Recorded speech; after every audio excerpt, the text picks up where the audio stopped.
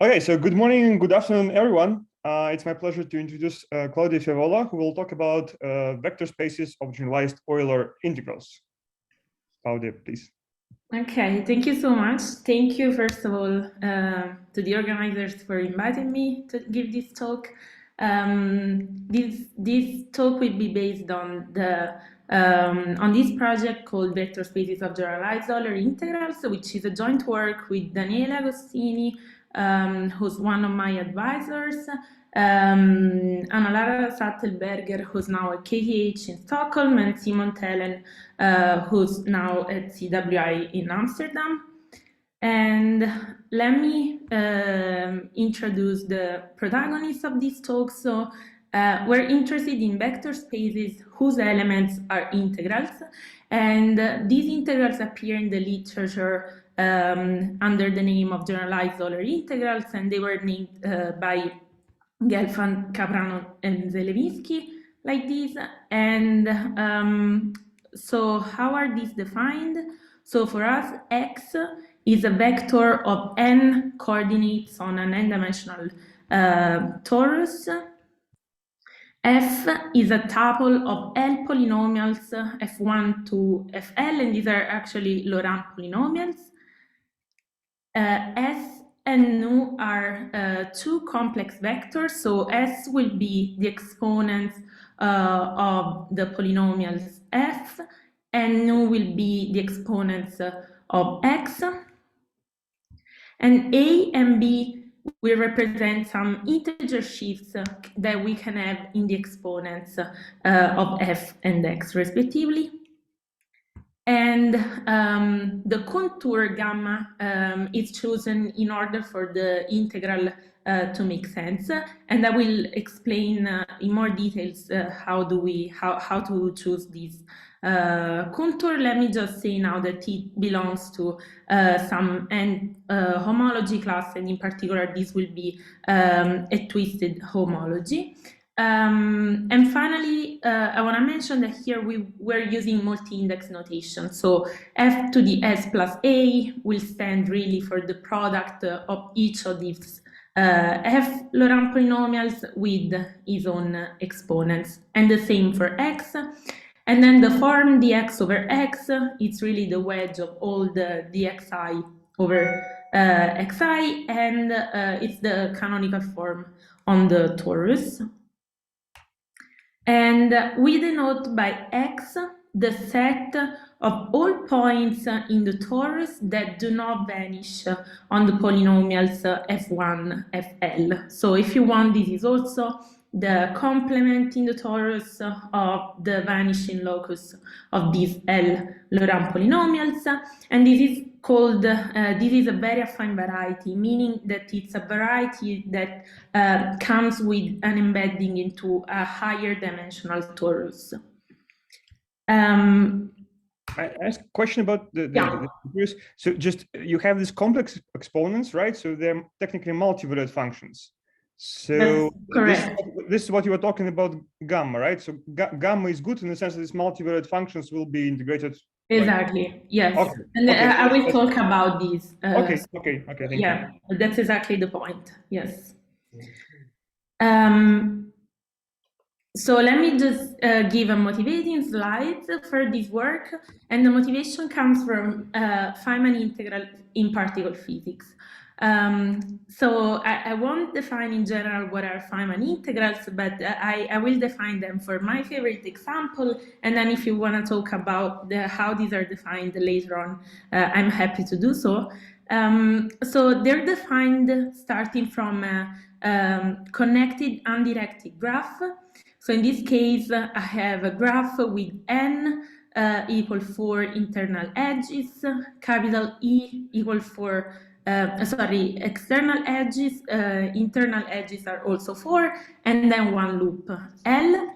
And to each external edge, I can associate a real vector that lives in what is called the Minkowski space, and this is a real vector space of dimension 1, d minus 1, which is inherited with what is called the Minkowski product. So P times Q is given by the product of the first coordinates minus the product of all the other coordinates. And to each internal edge, I can associate a complex number that I will denote by xe, and this will provide variables for us, and also some integer number, some real number, positive real number, me, for each internal edge as well, that will represent the masses of the particles. And basically, Feynman gave some rules for defining polynomials starting from this graph. These are really nice combinatorial rules. And one can define two polynomials, u and f. And these are, so u will be a homogeneous polynomial in this xi of degree number of loops. And f will be a homogeneous polynomial in the xi's of degree L plus 1. So this is how they look like. And the reason why this was a motivation for us is because one can find, so these generalized Euler integrals, they really arise as Feynman integrals when they're in some special representation. So one has some product of gamma functions here, but then you can recognize that the integral is really in the shape of the one that we saw on the previous slide. And here G is the sum of these two polynomials, f and u. And the reason why I want to mention this is also because it really came from physics, also the idea of considering these vector spaces of integrals. And what physicists are interested is to is to have these vector spaces to be finite dimensional, and then to find a basis of integrals that can also provide algorithmic tools for evaluating integrals. Okay. And okay, so what are these vector spaces we're interested in? So I will denote, the red subscript will denote always what we consider the integral to be a function of. So we can first consider the integrals to be functions of the contour, and this gives us a C-linear space where then we range over these integer shifts in the exponents of f and x. And these were studied in the context of physics by Mizera and Mastrolia. Then another choice that one can do is to consider the integrals as functions of s and u now, and then again to range over the integer shifts in the integrals. And this gives vector space over the rational functions in S and U. And also this vector space was studied in the context of Feynman integrals for the case in which one has just one polynomial and gamma to be the positive real axis. And this was studied by Bethune, Bogner, Clausen, and Panzer. May I ask a question? So about this A and B. So what is a quantifier? So you take all possible A's and B's. That's right. You generate space for all possible A's and B's, but for fixed, for example, in first one, A's and B's are universally quantified, and then F, S, and nu are fixed. Exactly. And gamma is a parameter. Exactly. Okay, thank you. Exactly. And then depending on what you choose to be a parameter or what to vary, you can define these different vector spaces. And this is basically what is resumed in this slide. And indeed, the last option, one more option that one has is to fix these integer shifts to be 0.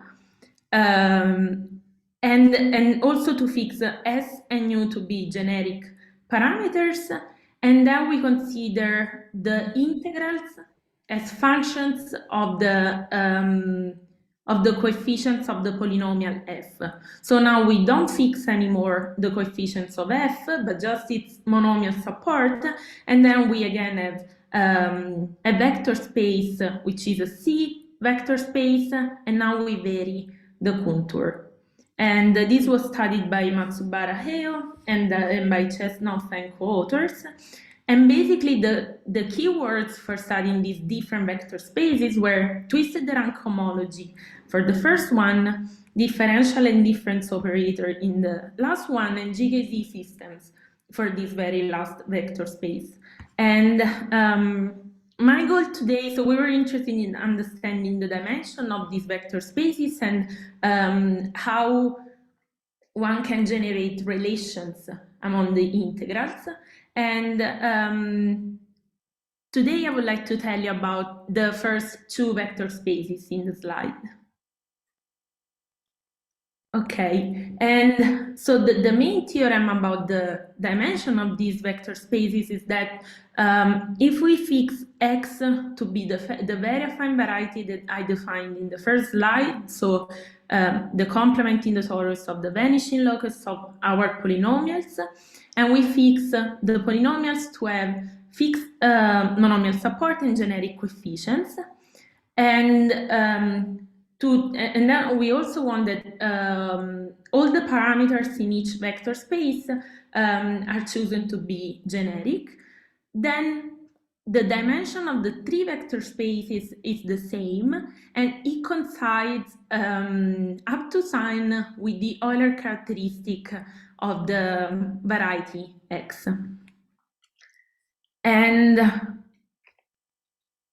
so as I said already, today I would like to tell you about basically this equality and this equality, and I'm happy to talk about this equality maybe after the talk. And the outline is the following. So in the first part, I'll tell you about this twisted rank homology. In the second part, we will talk about the approach using differential and difference operators and the Mellin transform. And at the very end, I will have just a final slide about numerical nonlinear algebra and like giving some effective ways of computing this Euler characteristic for the very affine variety X. Okay, so let's get started with this twisted rank homology. So this is really the comment that Gleb did earlier. So as it was said, S and U are complex parameters. So in order to integrate, one needs to choose a branch. And so to fix our contour gamma, we pick gamma to be in this, so this is an end cycle that comes with this information. So this is the tensor product of some singular chain and some form phi that now I will make more precise.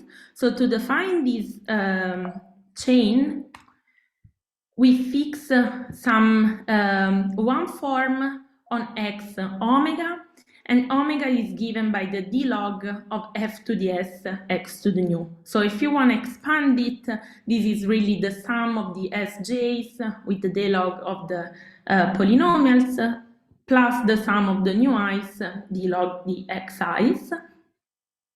And then we take this phi to be the local sections of the solution sheaf of these differential equations. So this is D is the classical differential, and then we consider minus omega wedge, and then we look for solution. This define a sheaf, and then we can define the chain Cn.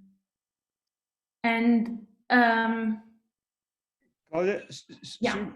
Could you go back for a second? So just sorry if I have missed this. What d log means here? Is the logarithmic differential. logarithmic differential of a function. Yeah, okay. yeah. Okay. So here it's really using the properties of the logarithmic differential. So the exponents, it transforms products into sums, and the exponent come here. Yes. So it's actually differential form of like rational coefficients, basically. Rational function coefficients. That's correct. Okay. Yeah. Okay. Thank you. Okay, and now, so to define the chain complex, we need a boundary operator. So the twisted boundary operator will act in this way.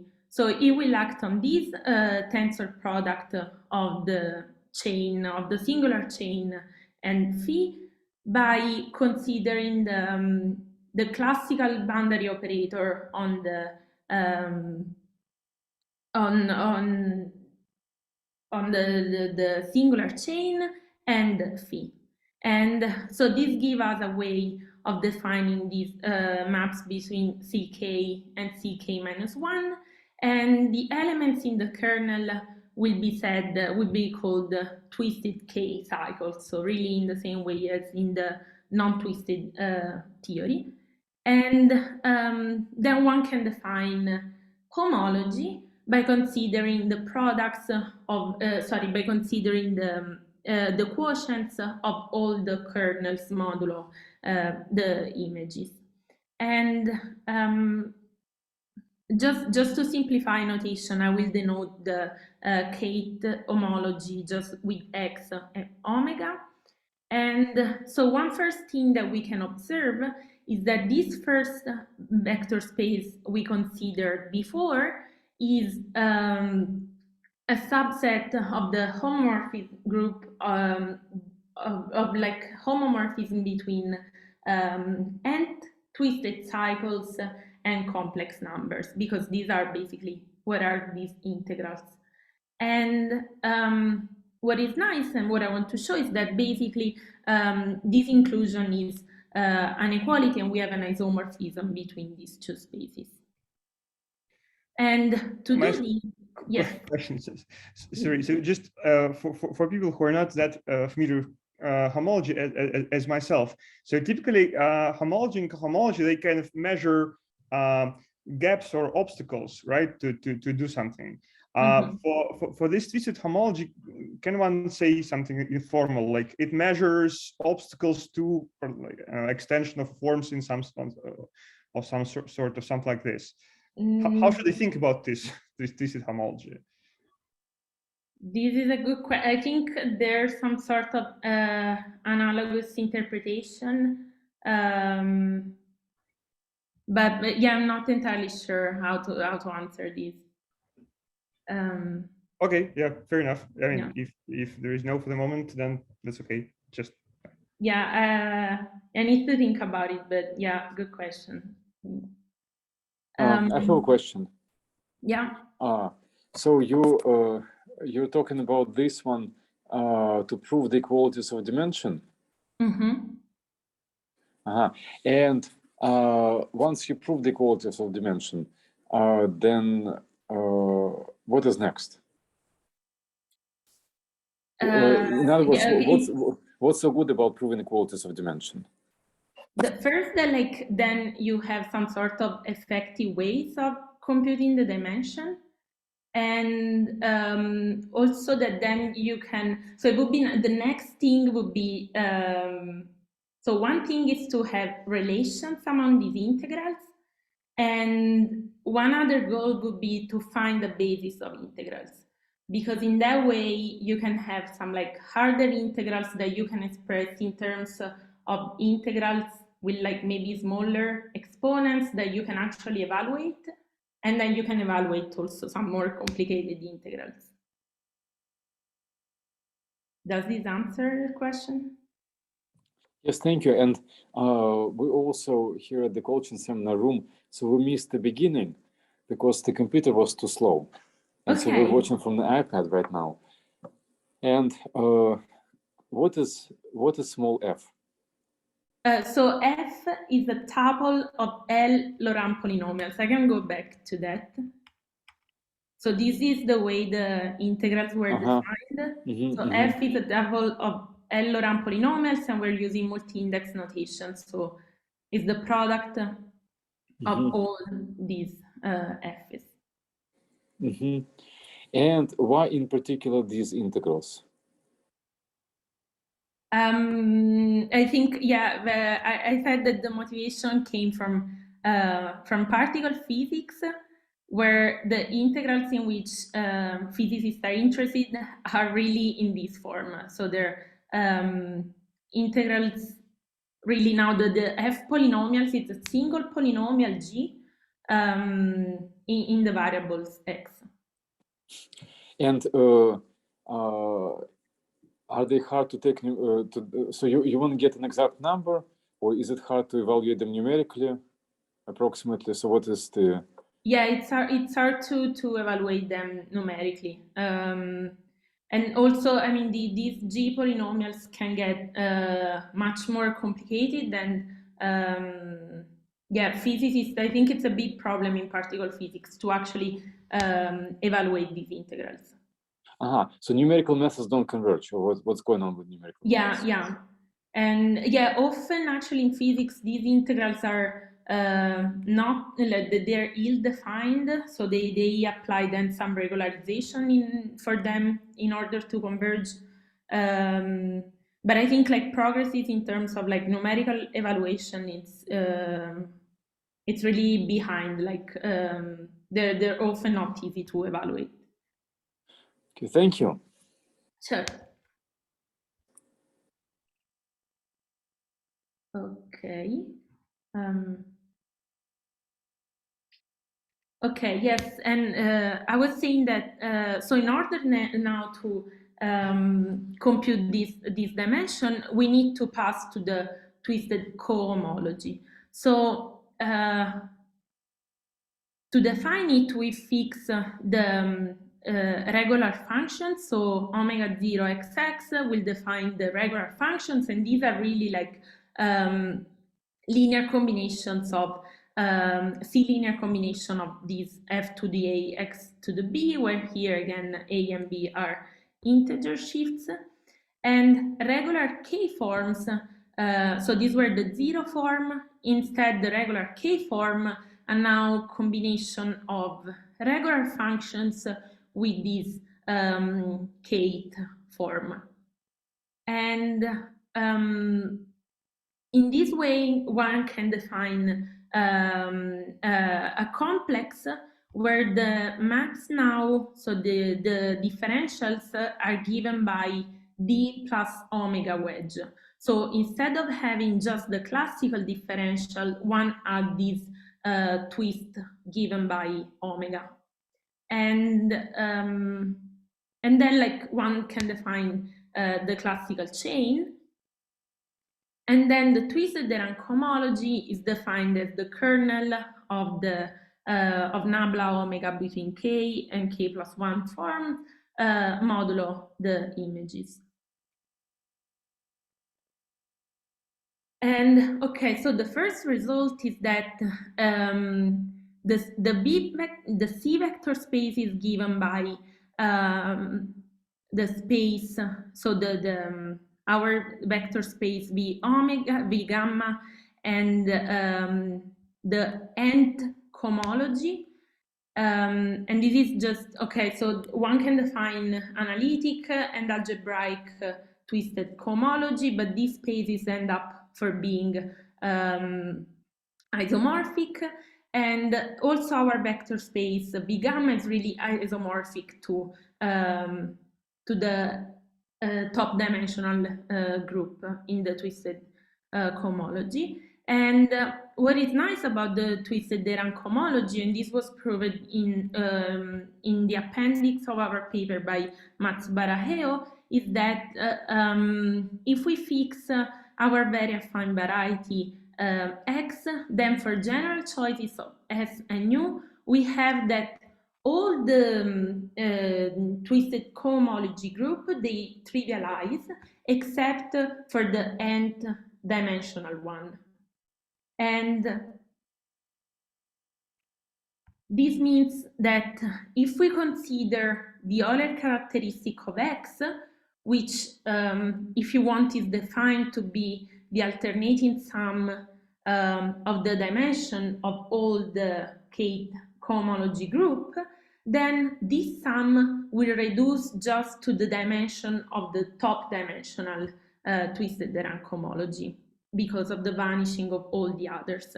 And these allow us to conclude that the dimension of this C vector space B gamma is the same as the dimension of the top dimensional and twisted de Rham cohomology, and also the Euler characteristic of X.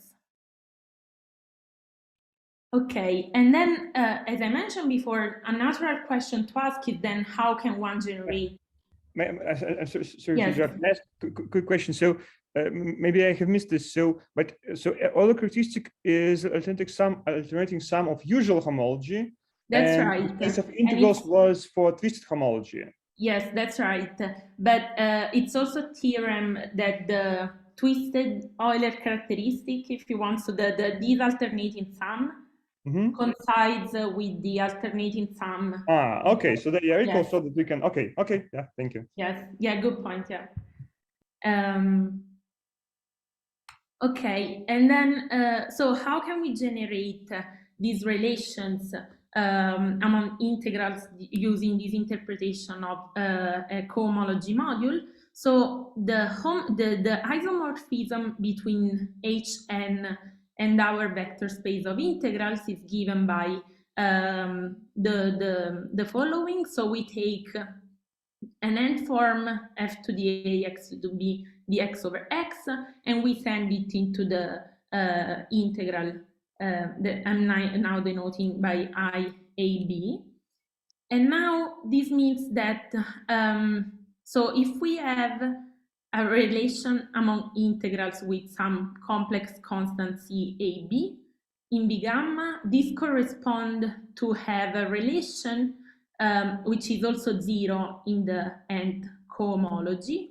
And this is true if and only if this sum belongs to the image of nabla omega because of the definition of Hn as the quotient of kernel and image. And what does this mean then is that anytime we fix a form phi in so an n-1 form, then if we consider its image, we get a linear combination of these integrals. And maybe this will be more clear from this example. So if we take f, for instance, to be these two polynomials, x-1 and x-2, so in this case, our very affine variety is the complement of, so it's P1 minus the roots of these polynomials and 0 and infinity. So in this case, it's actually easy to compute the Euler characteristic. For the choice of S and U to be all 1/2, this is the way the integral looks like. And now if we take, for instance, so now we need a zero form to compute a relation. So we take a simple one. So we take phi to be 1, and then the image to omega is given by this expression, where now if we just integrate, we get a relation of this type. So in this case, at the end, all the coefficients in the relation happen to be 1. And so here the integrals, they differ by these integer shifts, which are visible here, for instance. And this is a way to generate relations. So maybe before I move to the second part, yes. Question here. So in the first displayed formula, they define IAB. There are no A and B on the right-hand side. Was it intended? Yeah. Yes, I and B are 0 here. Okay. So it's You're right. So if you want, it is I0, 0. Okay. Yes. And second question. So to get this relation, did we need to know that lower cohomologies vanish, or is just sufficient to know that yeah, that these relations are in the image of your differential. You need the isomorphism, and for proving the isomorphism, you don't need the vanishing actually. So yes, no, the relations, they're independent from the vanishing of the lower dimensional cohomology. Okay, so it is kind of a way of generating relations, and now if you know dimension, then you can be sure that, for example, you got all the relations. Exactly. Yes. It's like how you think of this. Okay, thank you. Yes. Okay, so the second part will involve differential algebra, and in this case we will fix now f to be just made of polynomials, and this is not really restrictive for our scopes. And then the Mellin transform is like a powerful tool to relate integrals with differential algebra, and this is defined to be a function of nu now, given by the integral over gamma of f to the s x to the nu dx over x, where now also gamma will depend on s and u, but these are really some technical details we don't need to worry about now. And so the properties of the Mellin transform are that the Mellin transform of xi f to the s correspond to shifting the nu of 1 at the ith position, and this is visible just by plugging it in. And the Mellin of xi partial I instead will correspond to multiplying by minus nu I. And in particular, this also like adapts to our setting and our integrals. Indeed, the Mellin transform of f to the s plus a just correspond to adding these integer shifts here, and this is the integral we started with. And okay, so one goal now is to define this Mellin transform as an isomorphism of C algebras. And to do this, I need to introduce some notation.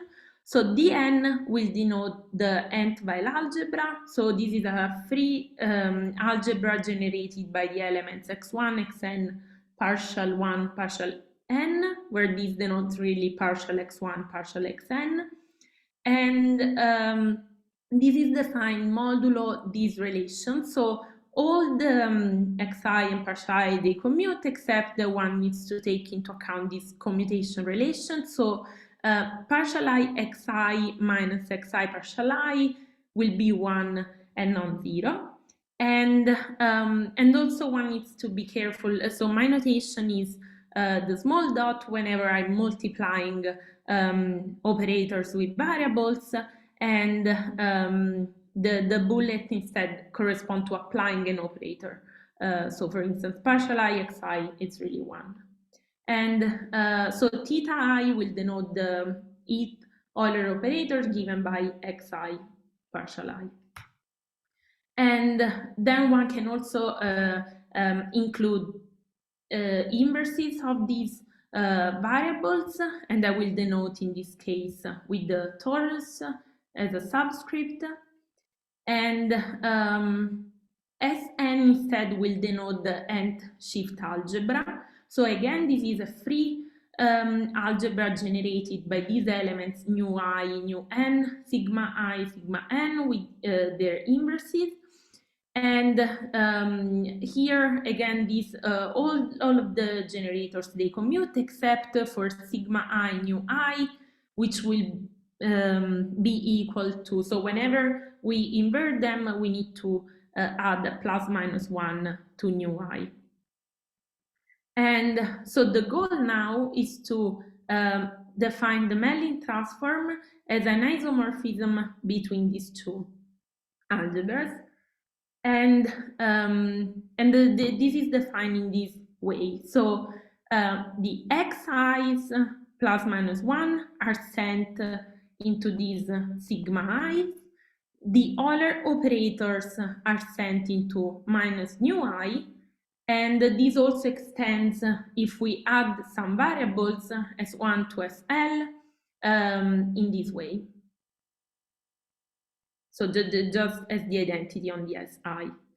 And so for instance, if we take B to be this operator in the x's variables and also this additional s variable, then the Mellin transform of the operator really correspond to just sending these elements according to this isomorphism, when one needs to be careful, like when inverting, to use this non-commutative relation.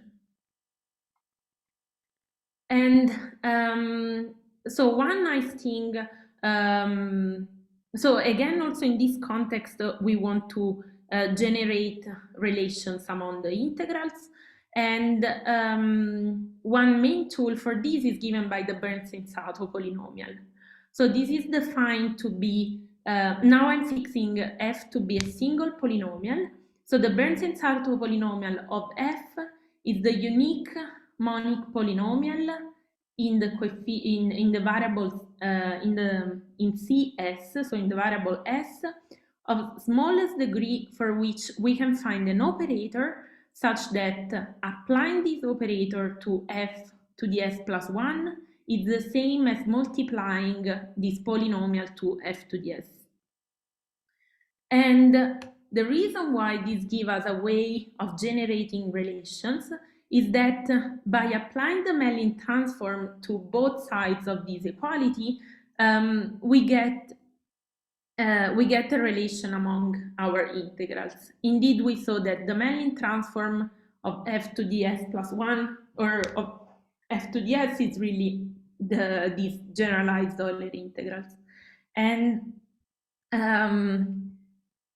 in particular, this relation gives us a way of basically just shifting the exponents of s. And maybe I'll be quick on this, but there are also some tricks to generate relations that give you a way of shifting the exponents of s of f in the other direction. But what I want to say is that basically it's enough at the end to consider just shifts in the exponent of x in this context. Do I have some more minutes, right? Yeah, about like 3 minutes or something. Okay. Good enough. Okay. So for instance, if we look again at this polynomial x minus 1 times x minus 2, we can consider the annihilating ideal of f to the s, and this is given by all operators such that applied to f to the s, this gives us 0. And this is also like computable in singular, for instance, and this is the script of how to do it. So for instance, in this case, the annihilating ideal is generated by one single element, and then the way to generate relation is the following. So applying the Mellin transform to the operator and to f to the s, then so this is really the expression we saw in the example showed a couple of slides before. So this will give, so this is the Mellin transform of this guy here, and applying this to the integral will then expand into a relation of the type we saw before. And so I just want to conclude with the statements of the dimension in these cases as well. So as I mentioned, this the case where one polynomial and gamma to be the positive real axis was already studied, and it was proven that the dimension of this CS nu vector space coincides again with the Euler characteristic of the very affine variety. And so in order to generalize these to L polynomials, one key tool is a generalization of the Bernstein-Sato polynomial. And this is given by the Bernstein-Sato ideal, which now is the ideal of all polynomials in these L variables now, such that one can find an operator such that this relation happens. So this is really just the generalization of a single polynomial to an ideal in more than one variable, but the relation stays the same. And this was basically the key tool we used for proving that also when you have L polynomials, then the dimension coincides with the Euler characteristic of this very affine variety. And maybe I will conclude here. I promised the slide about numerical methods for computing the Euler characteristic, but maybe we can discuss that later. So yeah, all the codes are available on this web page, and thank you for your attention. Thank you very much.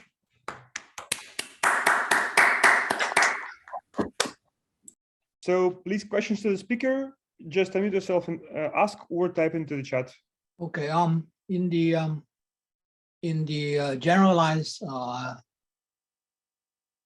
in the previous slide on the generalized polynomial, yeah, Bernstein-Sato, is the capital P works for all little p? No, it changes. Oh, okay, so this capital P depends on little p. Yes. Oh, okay, all right. Yeah, that's right, yeah. Yeah, okay. Thank you.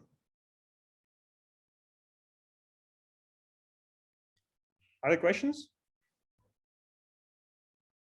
So I have a couple of questions then. So you have presented two kind of different approaches to finding relations between these integrals, right? So in the first part, you had approach by using the differential, and the second one with via Bernstein-Sato polynomial.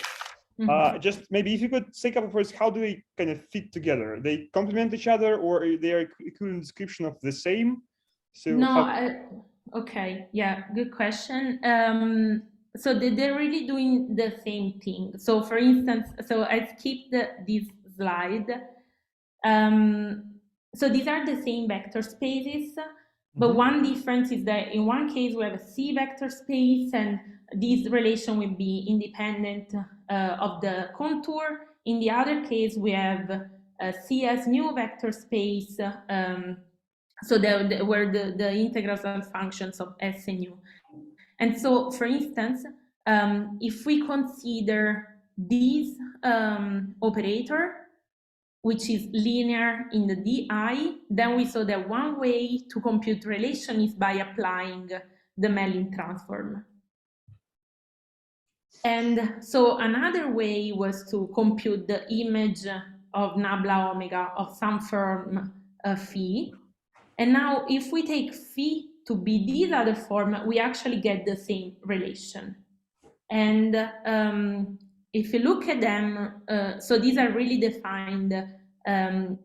So the pi are sent into the same pi's, and then partial I is sent into the n-1 form in which we don't consider di xi.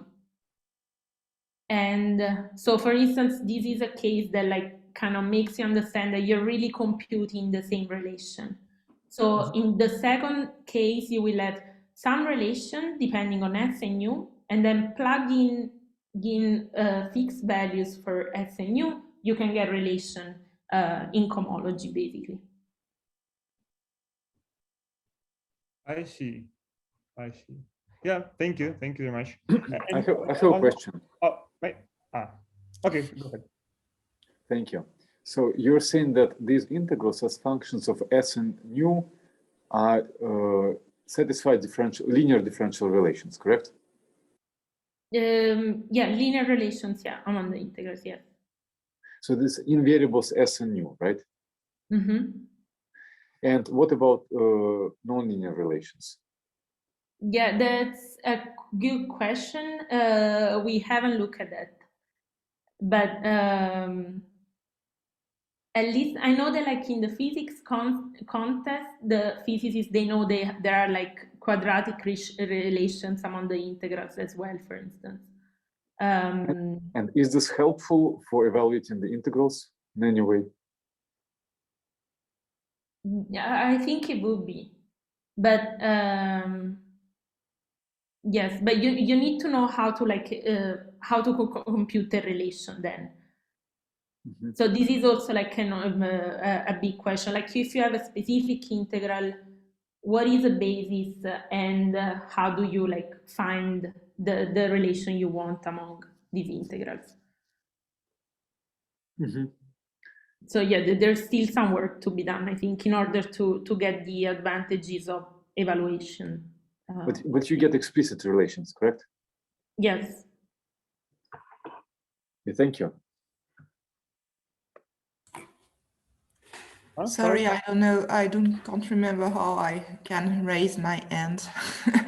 So I have two questions. One, sorry if I missed some points. Just want to know this Mellin transform. Mm-hmm. It gives you at the end some difference relation, no, between your integrals. Yes. Okay. Okay. So okay. So out of relation among the differential form, you apply this Mellin transform and you get discrete relation on the integrals. Yes. So for instance, like in this example, I maybe was quick on this, but so computing the Mellin transform, so you know that this is an operator in the annihilating ideal, so you know it gives you 0, and this stays 0 when you apply the Mellin transform. So now expanding these, and okay, so the way these would act on the integral would be by pulling back through this Mellin isomorphism. So X inverse would correspond to, sigma inverse would correspond to X inverse. Okay. And then you would like put in the integral, and this will give you a relation. So from here you get relations which are over rational functions in S and nu of these integrals with shifts in the exponents. Okay, so thank you. And my second question is, you're considering a surface defined, in fact, as a complement of an hypersurface. Mm-hmm. If you make this hypersurface vary with the parameter, okay. Can you understand the dependence of your integrals with respect to this parameter? You mean really of the integrals or the vector space? Well, the integrals, what I have vaguely in mind, so it's things like Gauss-Manin connections or Picard-Fuchs equation. We can have some differential equation with respect to the parameter of the hypersurface. So I was wondering if you had things like that had been considered. Mm-hmm. This might like relate to this setting. So here you consider the polynomials to be functions of the coefficients. Is this what you're asking? Because basically in the first two cases, the equality with the Euler characteristic, so if you change the polynomials, the Euler characteristic will also change.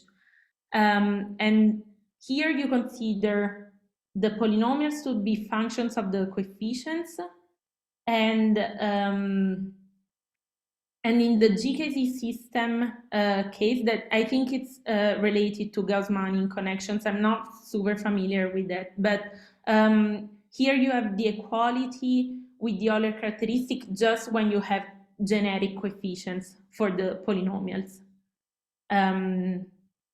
Where generic means that your coefficients cannot lie in the principal A determinant of the polynomials. And So basically in this theorem, the equality of the first and the second vector space with the Euler characteristic are true for any f, while the dimension of this vector space instead needs the genericity of the coefficients of f. Okay, thank you. Sure. Other questions? I have one more question. So for these vector spaces, which you introduced in the dimension you studied, for like interesting examples, what the typical numbers? They're like, for example, for the one you have the square you had at the beginning, what's the dimension? Let's say it's 100 or 1,000 or what are the things we're talking about here numerically? The dimension of the vector space, it really depends. I don't know, like for that graph. No, for that graph, it's something like 3. It's very small. But for instance, like in physics, they can define these vector spaces for like any angon. Mm-hmm. And I know like for the pentagon, it's like 33 for the hexagon, it's 65 or something like this. But mm-hmm. I don't know, but like for more general examples, I don't know, in this case, it is really, so it's P1, 2 minus 4, so it's minus 2, the other characteristic, so depends. But I think for the examples coming from physics, these other characteristics can be kind of big. Big is like hundreds or like thousands? 100, yeah, probably. Okay. Yeah. Thank you for clarifying. Any other questions?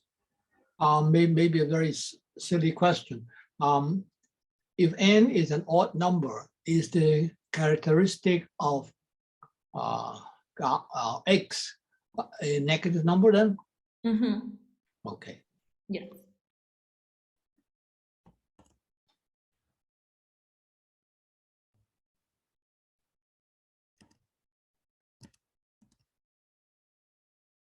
Okay. If you have no questions, then let's thank the speaker again.